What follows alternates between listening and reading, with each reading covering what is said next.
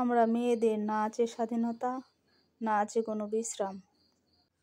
বিয়ের আগে বাবা মার বাড়িতে বাবা মা বলে বিয়ের পরে স্বাধীনতা, আর বিয়ের পর শ্বশুর বাড়িতে স্বামী শ্বশুর শাশুড়ি সবাই বলে বিয়ের পরে কোনো স্বাধীনতা নাই, যা করেছো বাবার বাড়িতে আগে করেছো, এখন সংসার করবে মন দিয়ে।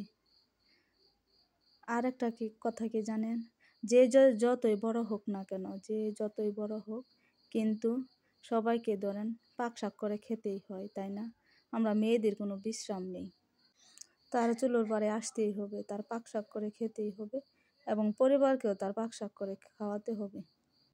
বাস্তবতা বড়ই কঠিন সত্যি, কিন্তু বাস্তবতা লাইফে অনেক কঠিন।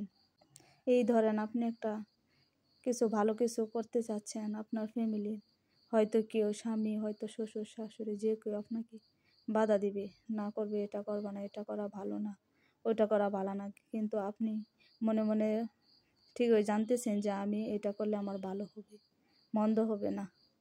যাই হোক, আসসালামু আলাইকুম, সবাই কেমন আছেন? আশা করি সবাই ভালো আছেন। এই তো আমি কথা বলতে বলতে রান্না বান্নার কাজও সেরে নিলাম। আমি মাটির চুলোয় সবসময় পাকশাক করতে ভালোবাসি, তাই আমি মাটির চুলোয় সবসময় রান্না বান্না করি। সারাদিন সংসারের কাজ করতে করতে সংসারটা গুছিয়ে রাখা, রান্না বান্না করা মেয়েদের কিন্তু অনেক কাজ, তার বাহিরে আরও অনেক কাজ আছে যা আমরা সকলেই জানি। যিনি দেখবেন আপনার সামনে থেকে আপনাকে ভরসা দিচ্ছি যে তুমি এটা করো, ওটা করো, তোমার ভালো হবে, কিন্তু দেখবেন আপনি পরবর্তীতে করতে গেলে সে পিছনে আপনার হিংসায় চলে যাবে, যে সে এটা করতেছে, ওটা করতেছে, তার ভালো হবে।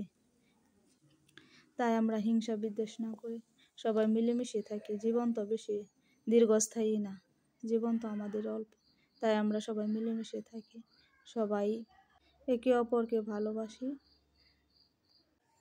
আসুন আমরা সবাই হিংসা বিদ্বেষ ভুলে হিংসা বিদ্বেষ। আর একটা কথা কি জানেন, আমার মধ্যে আমি অল্পতেই মানুষকে বিশ্বাস করে ফেলি, যার কারণে আমি বারবার ঠকে যাই, কিন্তু তাও আমি মানুষকে অল্পতেই বিশ্বাস করি, মানুষকে ভালোবাসি, এবং আমি হিংসা বিদ্বেষ কারোর সাথে করি না। যে যাই বলুক না কেন, আপনার মন সাদা তো আল্লাহ তাআলা আপনার রাস্তা সাদা করে দিবেন, কিন্তু আপনি যদি আল্লাহকে চিনে থাকেন এবং জেনে থাকেন, তাহলে অবশ্যই আপনি মন পরিষ্কার করে চলবেন। যাই হোক, পরিশেষে একটা কথাই বলবো, আমার যদি কোনো ভুল ত্রুটি হয়ে থাকে অবশ্যই আপনারা ক্ষমা দৃষ্টিতে দেখবেন। আমি নতুন ইউটিউব চ্যানেল খুলেছি, আমি যতটা চেষ্টা করেছি গুছিয়ে কথা বলার জন্য আমি বলেছি, আপনারা ছোট বলে ক্ষমা দৃষ্টিতে দেখবেন। আমার রান্না বান্না শেষ, আজকের মতো বিদায় নিচ্ছি, দেখা হবে পরবর্তী কোনো ভিডিওতে।